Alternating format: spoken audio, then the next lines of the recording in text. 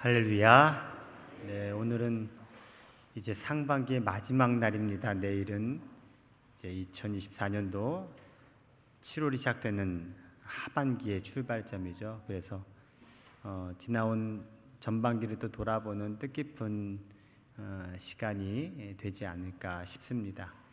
하나님께서 우리를 인도하셨습니다.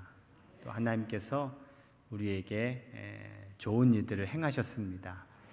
오늘의 예배가 그 하나님을 만나시고 또 하나님께 감사하는 이 시간이 되었으면 좋겠습니다. 우리 옆에 분들과 인사하겠습니다. 하나님께서 우리를 여기까지 인도하셨습니다.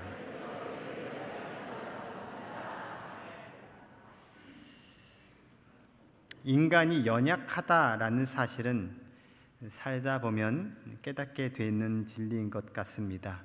제가 살아온 세상의 내 모습을 생각해 보면 참 사람이 약하구나, 사람은 연약한 존재구나 라는 것을 저도 금방 알 수 있었습니다. 많은 사람들이 하는 말을 들어보면 맞아요. 그게 내 생각만 그렇지 않구나. 많은 사람들이 세상 일 되는 거 없어, 내 맘대로 되는 거 없네 라는 이야기를 들으면 그렇습니다. 세상 일이 마음대로 안 된다는 것은 내가 연약하다는 뜻이죠. 내 능력에는 분명 한계가 있다는 말입니다. 그렇게 내가 한계 안에 존재한다면 그러면 그 한계 밖을 넘어서는 것은 불가능한 것일까? 인간이 한계를 가진 존재라는 것은 역설적으로 말하면 한계가 없는 존재인 신을 찾을 수밖에 없다는 거예요. 한계를 가지고 있기 때문에 그 한계를 넘어서기 위한 특별한 존재를 찾게 된다는 것이죠. 그래서 수많은 사람들이 자신의 신을 찾으며 살아갑니다. 자기가 원하는 신, 자기에게 필요한 신. 사도 바울은 그리스의 아테네 도시로 전도하러 들어갔어요. 그리고 아테네 시민들을 쭉 살펴봤어요. 보니까 이 아테네 시민들에게 신을 향한 열망, 신을 찾는 마음이 굉장히 큰 사실을 발견하게 돼요. 그래서 이와 같은 상황을 사도 바울이 이렇게 표현을 합니다. 바울이 아레오바고 가운데 서서 말하되 아덴 사람들아, 너희를 보니 범사에 종교심이 많도다. 내가 두루 다니며 너희가 위하는 것들을 보다가 알지 못하는 신에게라고 새긴 단도 보았으니 그런즉 너희가 알지 못하고 위하는 그것을 내가 너희에게 알게 하리라. 이 그리스의 아테네 사람들이 종교심이 많은 것을 본 거예요. 종교성, 신을 찾고자 하는 마음, 신을 향한 그런 관심들이 많았다는 거죠. 인간에게는 누구나 종교심, 종교성이 있습니다. 자신의 나약함을 해결하기 위해 의지할 신적 존재를 찾는다는 말이죠.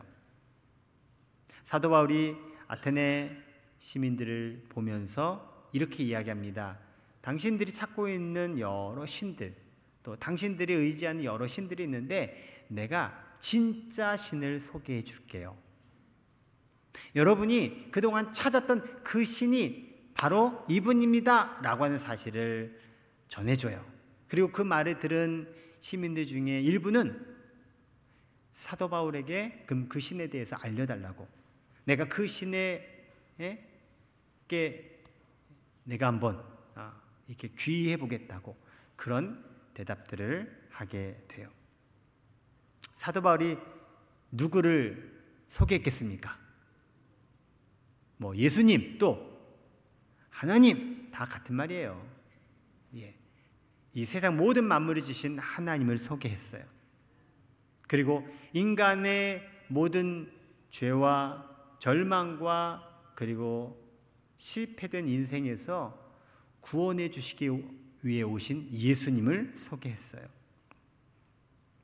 인간은 하나님을 의지하고 살아야만 하는 존재임을 사도 바울은 가르쳐 주었습니다. 인간은 하나님을 의지하고 살아가야 하는 존재입니다. 그래서 하나님을 믿는 사람들은 자신의 힘보다 하나님의 힘을 의지하는 삶을 살아가게 됩니다. 그것을 아는 사람은, 또 그것을 믿는 사람은 하나님의 은혜로만 살 수 있습니다. 하나님의 은혜를 믿고 의지하는 삶이 복된 삶인 것임을 믿으시기 바랍니다. 오늘 성경 본문은 여러분이 익히 들었던 말씀 중에 하나일 겁니다. 유명한 말씀이죠.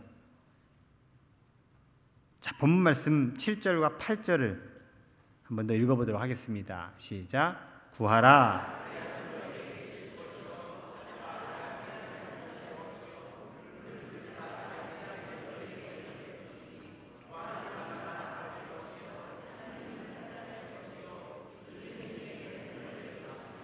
아멘. 세 가지 명령어가 오늘 성경 본문에 나와요. 구하라, 찾아라, 두드리라. 세 가지 명령어. 그 이 명령어에 어떤 결과가 있는지 그것을 더불어서 말씀해 주고 있는 구절이죠. 구하라, 그럼 주실 것이다. 누가요? 하나님께서요. 나는 구하는 존재입니다. 나는 구하고 하나님은 응답하시고. 여러분, 결과의 주체는 내가 아니라 하나님이십니다. 응답의 주체는 내가 아니라 하나님이십니다. 하나님은 분명히 말씀하세요. 구하라, 그럼 내가 너에게 주겠다. 두 번째 명령어는 찾으라입니다. 찾으라, 그러면 찾아낼 것이다. 자, 한번 곰곰이 생각해 볼게요. 찾는다는 말은 존재하지 않는 어떤가를 찾는 건가요? 아니면 존재하는 것을 찾는 건가요? 여러분, 핸드폰 어딘가 있죠? 예. 갑자기 어느 순간 핸드폰 어디 있지? 왜 핸드폰을 찾잖아요. 그럼 그 핸드폰을 찾으러 저기 어디 이동통신센터 같은 데 가시나요? 이거 내 거야! 그리고 가져가나요? 아니죠. 나에게 내 것으로 존재하는 그 핸드폰, 나 전화해야 되는데 어딨지? 찾는 거예요. 마찬가지예요. 우리가 찾는다는 것은 없는 것을 만들어내는 의미가 아니라 이미 존재하는 것을 내가 지금 찾고 있다라는 말이에요. 뭡니까? 우리 인생에 존재하고 있는 수많은 것들을 우리가 찾으면서 살아가게 되는데, 그러면 그 존재가 원천적으로 말하면 내가 만들어낸 것, 내가 창작해낸 게 아니라 누군가가 만들어낸 거죠. 그 기원이 올라가면 결국은 하나님께서 존재케 한 것을 내가 찾는 거예요. 여러분, 없는 것을 만들어 찾지 마시고요, 존재하고 있는 것을 찾으시기 바랍니다. 하나님께서 여러분에게 여러분이 지금 찾고 있는 그 찾음에 응답해 주실 줄 믿습니다. 그리고 세 번째 명령어 두드리라. 그러면 열릴 것이다. 열린다. 두드리는 사람이 여는 게 아니라 두드리면 누군가가 그것을 열어준다. 이게 수동태라는 거예요. 수동태. 내가 여는 게 아니라 열려지는 거예요. 근데 원어에 보니까 신적 수동태라고 되어 있어요. 즉 사람이 여는 게 아니라는 거예요. 그냥 우리가 현관문 두드리면 집주인이 여는 그게 아니라 인간이 열 수 없는 문을 열어주신다는 말이에요. 여러분의 인생에 아마 관문이 있을 겁니다. 그 관문을 통과해야 돼요. 그 관문을 지나가야 돼요. 그래서 내가 힘있게 그 문을 쫙 열면 좋겠지만 대부분의 인생의 문들은 내가 열 수 있는 게 아니에요. 그런데요, 안타깝게도 나의 힘으로도 누군가의 힘으로도 안 되는 인생의 문들이 많습니다. 하나님이 열어주셔야 합니다. 그래서 오늘 성경은 우리에게 문을 두드리라고 말씀하세요. 그러면 하나님께서 문을 열어주신다고요. 종합해 보면 오늘 7절 8절 말씀 속에는 하나님을 믿고 의지하면서 내가 해야 할 일을 분명하게 지시해 주고 있는 거예요. 아, 이거 어떡하지? 아, 막막하고 답답하고 힘겨운 가운데 놓여 있는 게 아니라 하나님을 믿고 의지하는 사람이 구하고 찾고 두드리라는 말씀을 오늘 성경은 해주고 있는 거예요. 한번 저를 따라해 볼까요? 하나님을 의지하는 사람에게 하나님은 응답의 하나님이십니다. 사랑하는 성도 여러분, 응답의 하나님을 믿고 구하십시오, 찾으십시오, 두드리시기 바랍니다. 그런 우리의 간구에 하나님께서 일하실 것을 기대하시기를 축복합니다. 자, 이 말씀대로 우리가 구해요, 찾아요, 두드려요. 그런데 그것이 우린 이미 경험적으로 내가 구해봤는데, 내가 찾아봤는데 못 찾았어, 되지도 않네, 응답이 안 됐어요 라고 하는 경험을 가지신 분들도 있을 거예요.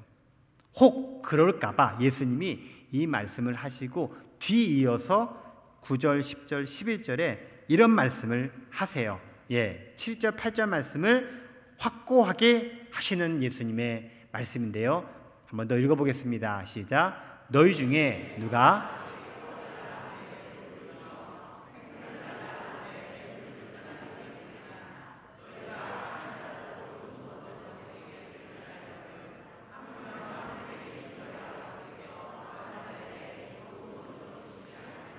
아멘. 여기에 만약 동그라미를 친다면 저는 11절 중반부에 있는 하물며 라고 하는 것에 동그라미를 치고 싶어요. 세상 사람들도요, 자식에게는 좋은 것 줍니다. 심지어는 악한 아비도 자녀에게는 좋은 걸 줍니다. 영화 같은 데 보세요. 건달, 조폭, 두목. 남들한테는 잔인하지만 자기 가족들에게는 안 그런 모습들을 발견하는 것처럼 세상에 아무리 악한 사람도 자식, 자기 피부책에는 그렇게 안 하는 거죠. 우리 하나님 아버지는 악한 분이 아니세요. 우리 하나님 아버지는 좋은 분이세요. 그런 하나님께서 우리를 내버려 두시겠느냐? 좋은 거 주지 않겠느냐? 여러분, 하나님은 우리에게 꼭 필요한 것을 주시는 좋으신 아버지십니다. 이 말은 다른 말로 표현하면 불필요한 것을 주시지 않는 하나님이시라는 거예요. 그냥 주는 대로, 그냥 달라는 대로 무조건 다 주시는 분이 아니라 나에게 좋은 것을 주시지 좋지 않은 것, 해로운 것은 안 주시는 분이라는 얘기예요. 즉 나에게 응답이 없다는 얘기는 이게 나에게 유익하지 않은 건가 보다, 이것이 나에게 필요하지 않은 건가 보다, 아니 지금 이때 나에게 꼭 필요한 것이 아니어서 하나님께서 유보해 두시거나 하나님이 다른 생각을 갖고 계시구나 라는 것을 여러분 받아들이시면 이해가 되고요, 정리가 됩니다. 우리 하나님은 나보다 나를 더 잘 알고 계시기 때문에 나에게 무엇이 더 좋은지를 아시고 나에게 합당하게 시간과 장소와 때에 맞춰서 공급해 주십니다. 그러므로 우리는 지금 나의 뜻대로 하나님이 역사하시지 않아도 하나님 아버지께서 내게 가장 좋은 것을 주실 것을 기대하면서 살아가야 합니다. 이런 좋으신 하나님 아버지를 믿고 구하십시오, 찾으십시오, 두드리시기 바랍니다. 한번 이 찬양을 불러보면 좋을 것 같아요. 좋으신 하나님, 좋으신 하나님, 참 좋으신 나의 하나님.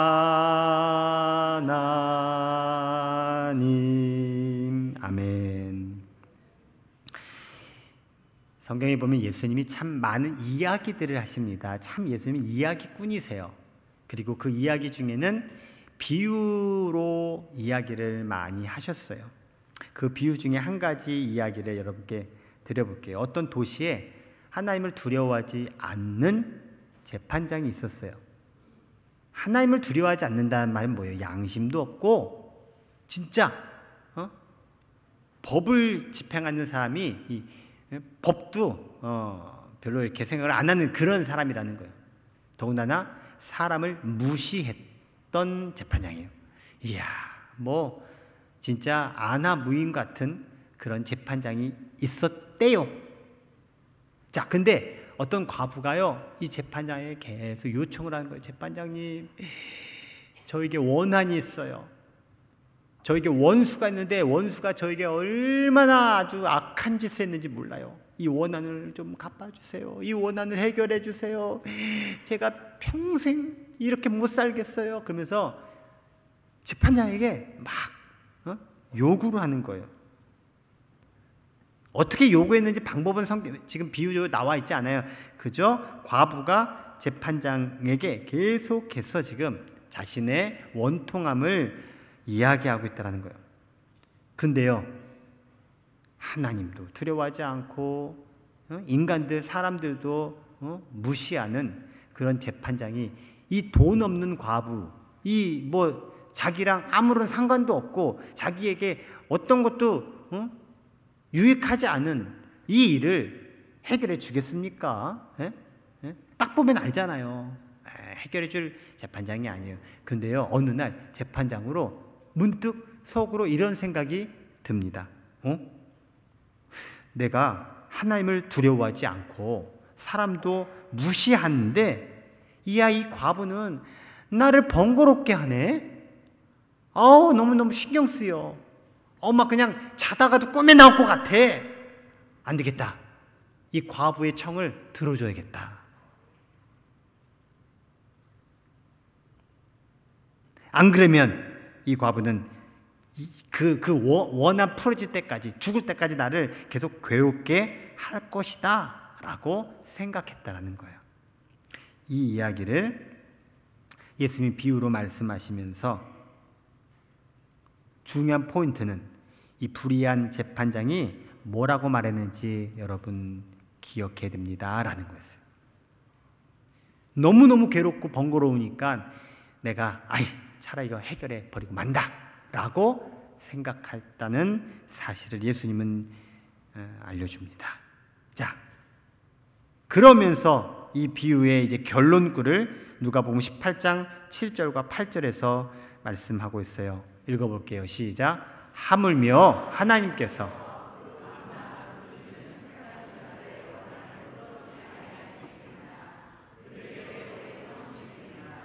내가 너에게 이르노니 속히 그 원한을 풀어 주시리라. 아멘.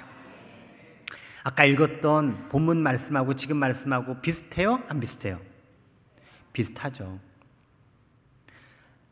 아니, 지금 그 불의한 재판관, 사실 진짜 문제 있는 재판관도 정말 아주 그냥 그에게 너무너무 다급하게, 너무 정말 계속해서 간절하게 구하는 이 과부의 요청을 결국 그도 들을 수밖에 없는데, 하물며 우리 하나님께서 간절히 하나님을 찾는 자에게, 하나님께 기도하는 자의 청을 들어주실까요? 안 들어주실까요? 안 들어주시면 하나님일까요? 그러면 나의 아버지 하나님이 아니시겠죠? 예. 우리 하나님께서 우리의 원한을, 우리의 소원을, 우리의 간구를 들어주신다는 말씀입니다.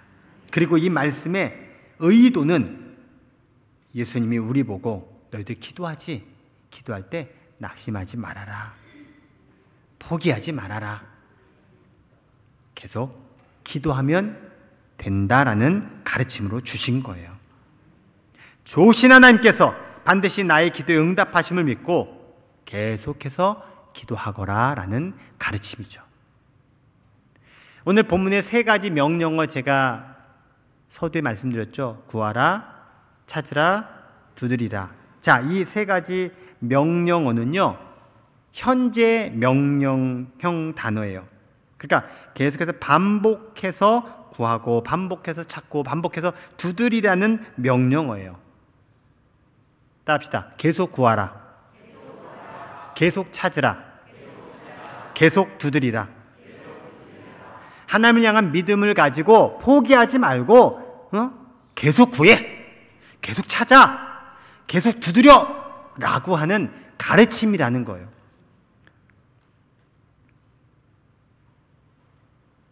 여러분, 기도는 나 자신을 하나님 앞에 맡기는 거예요. 그래서 하나님께서 나의 삶 속에 관여하시고 역사하시는 통로가 기도가 돼요.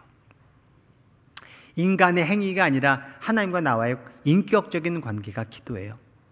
그래서 하나님을 믿는 사람은 기도하게 되어 있고요. 기도하는 사람은 결국 하나님의 생각과 마음을 내가 품게 되고 또 내게 있는 생각과 마음도 하나님께 전달되어지는 쌍방통행이 되는 거예요.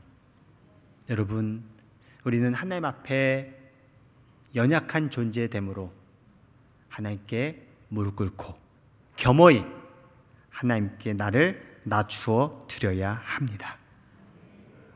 하나님께서 내 삶의 주인이심을 인정하면서 내 소망과 내 소원을 하나님께 맡기면서 하나님께서 이루어 가시는 일들을 우리들은 삶 속에서 기도로 경험할 수 있습니다. 그러려면 내가 중단하면 안 됩니다. 우리 하나님은 중단하지 않으십니다. 내가 중단해서 그렇지 하나님은 중단하지 않으십니다. 여러분, 끝까지 기도하시기를 바랍니다. 우리 옆에 분에게 말씀해 주십시오. 끝까지 계속 기도합시다.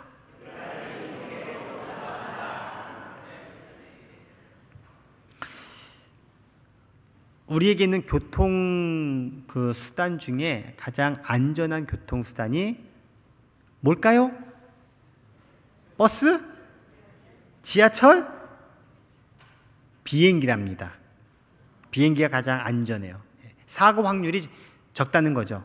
근데 요즘 뉴스에 심심치 않게 나오죠. 항공기 사고, 볼트가 이게 불량품이어서 사고가 나거나, 뭔가 정비가 안 돼서, 아니면 구조적인 문제가 있어서 그 제조할 때 문제죠.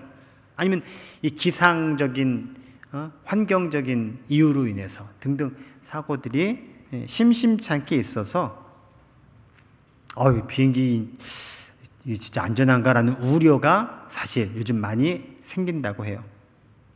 올해 초에 있었던 한 항공기 사고 이야기를 잠시 소개할게요.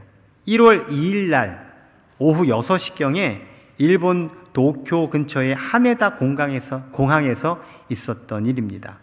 비행기 2대가 충돌했어요. 활주로에서.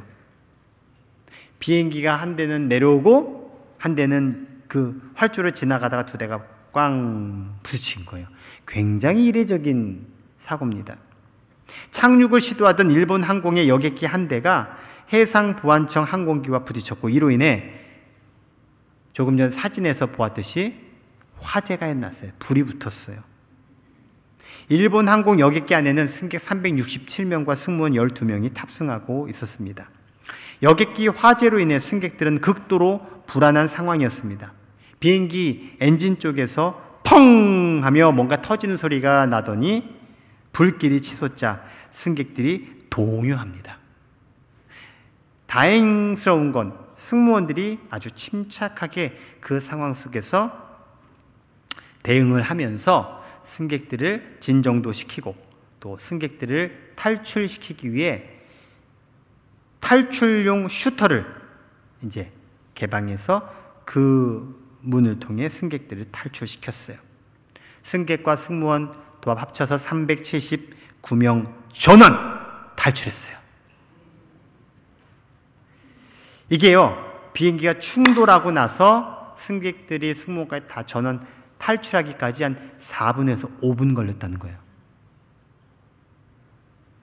막상 그 상황이 되면요, 이 4, 5분은 짧은 시간입니다. 만일 우리 전 교인이 자, 한 줄씩 우리 한 문으로 나갑시다 하면은 얼마나 걸릴까요? 여기 있는 몇백 명이 몇 분 걸릴 거예요, 몇 분. 그쵸? 근데 그 긴박한 상황에 얼마나 많은 소란함이 있었겠어요. 야! 뭐 막 고함도 지르고 방법도 막 승객들이 얘기해. 이럴 때는 이렇게 해야 돼, 저렇게 해야 돼. 그리고 승무원이 얘기하면 지금 이 상황에 지금 막 이러면서 얼마나 어수선했겠어요. 그런데요, 일사불란하게 승무원의 지시에 따라서 착착착착착착 탈출을 하니까 그 4, 5분 만에 탈출하게 된 거예요. 그리고 한 10여 분 지났을까? 비행기에 화염이 확 타올라서 그 비행기 전체를 가득 화염으로 휩싸였다고 해요. 잠깐만 머뭇거리거나 잘못된 판단을 했다면 탈출하지 못하고 대형 참사로 이어질 수 있는 아찔한 순간이었습니다. 저는 이 사건을 신앙적인 관점에서 한번 들여다봤어요. 그러니까 두 가지가 보이더라는 거예요. 첫 번째는 그 진짜 어수선한 상황에서도 승객들이 누구 말을 들었을까요? 승무원 말을 들었다는 사실이에요. 목소리 큰 사람 말을 들은 것도 아니에요. 그 안에 어떤 화재 전문가 말을 들은 게 아니에요. 승무원들이 이야기하는 대로 그들은 따랐기 때문에 아주 질서정연하게 그 사고 난 항공기에서 탈출할 수 있었던 거예요. 그 이면엔 승객들이 승무원을 믿고 있었어요. 당신이 뭘 알아? 내가 너보다 살아도 더 많이 살았고 나도 비행기 한두 번 타본 사람이 아니야 하면서 자기 주장을 하고 자기 방법들로 그 위기 상황을 해결한 게 아니라 승무원들의 지시에 따라서 그들이 행동했던 근저에는 승무원들을 향한 믿음이 있었어요. 여러분, 우리 인생에도 위기가 있고요, 갑작스러운 위험이 있어요. 그때 누구 말에 들어야 될까요? 우리 인생의 전문가 되신 주님의 음성을 들어야 돼요. 그러려면 우린 주님을 믿어야 돼요. 진짜 믿음은 언제 드러나느냐? 위험한 순간, 위기의 순간에 믿음의 정도가 드러나게 돼 있어요. 내가 주님을 믿는다고 한다면 정말 내 인생에 주님 뜻대로 내가 믿고 따르고 준행하는 삶이 분명히 이루어지게 된다는 거예요. 또 한 가지는 이 승무원들의 모습을 통해서 제가 느낀 바가 있어요. 승무원들이요, 늘 비행기 타면, 여러분 비행기 타보면은 처음에 뭐 해요? 자, 여기 보세요 하고 승무원이 앞에서 안내를 하잖아요. 안전벨트 매시고요, 이렇게 계기판도 보시고요, 무슨 일이 생기면은 위에서 산소 마스크가 나오면은 이렇게 쓰시고요, 저기 조끼 같은 거는 이렇게 입으시고요, 어디 있고 이런 거 다 얘기해요. 비상 탈출구 있고요, 구조가 이렇게 되어 있고요. 네, 이렇게 떨어졌네. 예. 그렇게 해서 안내를 하죠. 그런 것처럼 이 승무원은요, 안전교육, 비상시 대응교육을 굉장히 반복적으로 훈련합니다. 승객들에게 알려주기 위해서도 훈련하지만 진짜 어떤 상황이 벌어졌을 때 그것을 아주 짧은 시간에 제대로 진행을 하기 위해서 반복 훈련을 해요. 비상 상황에 대한 안전교육, 그것이 숙지되어 있었기에 딱 그 일이 벌어졌을 때 마치 본능적으로 이렇게 해야겠구나, 이게 나온 거예요. 우리의 신앙생활은 왜 필요할까요? 우리는 종교생활하는 게 아니에요. 그냥 모여서 좋다, 이게 아니에요.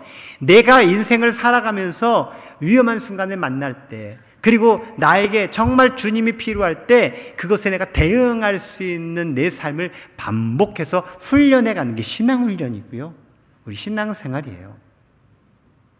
그래서 우리는 끊임없는 믿음 훈련의 반복을 해 나아가야 하는 겁니다. 사랑하는 성도 여러분, 선하신 하나님을 신뢰하시기 바랍니다. 하나님께서 여러분에게 하실 것을 믿고 맡기시기 바랍니다. 그리고 나도 신앙생활을 통해서 어떤 위기와 위험이 닥칠 때 그것에 내가 능동적으로, 신앙적으로 제대로 대응하고 반복된 훈련을 통해서 대처해가는 저와 여러분 우리 모두가 되기를 축복합니다. 이제 말씀을 마무리하면서 제가 지난주에 설교했던 설교 제목 기억 나실까 모르겠어요. 그래서 우리에게는 무엇이 필요할까요? 희망이 필요하다는 말씀을 드렸어요. 우리 하나님은요, 우리에게 재앙을 주시는 분이 아니에요. 희망을 주시는 분이세요. 그래서 내가 너에게 주는 것은 재앙이 아니라 평안이다. 너희들의 미래를 향한 희망을 내가 주겠다라는 말씀을 우리 지난 주일 말씀으로 받았죠. 여러분에게 닥친 재앙과 같은 상황을 넉넉히 이기는 희망의 삶을 살아가시기를 주의 이름으로 축원합니다. 그 희망을 따라 살아가는 사람은 오늘 본문의 말씀처럼 그 하나님을 향하여 믿음을 가지고 구합니다. 기도합니다. 찾습니다. 두드립니다. 도전합니다. 행동으로 옮깁니다. 그렇게 나에게 희망이 되시는 하나님을 통해서 내가 살아가는 이 세상을 내가 당당히 살아갈 수 있게 됩니다. 하나님께 적극적인 사람이 되시기 바랍니다. 하나님을 향해 믿음을 가지고 적극적으로 나아갈 때 하나님께서 응답해 주실 줄 믿습니다. 여러분 앞에 닥치는 수많은 도전들, 그 속에서도 하나님께서 넘어가게 하시고 돌파해 가게 하시고 해결해 가시는 하나님의 응답의 삶을 구하시고 찾으시고 두드리심을 통해서 이루어 가시기를 주님의 이름으로 축원합니다. 자, 이제 한번 외쳐봤으면 좋겠어요. 세 가지 명령어. 오늘 여러분 이 명령어를 확고하게 붙들고 가시면 돼요. 그래서 여러분 한 문장만 읽어주세요. 저도 할 일이 있거든요. 자, 시작. 그러면 여러분에게 주실 것입니다. 그러면 찾아낼 것입니다. 그러면 여러분에게 열릴 것입니다.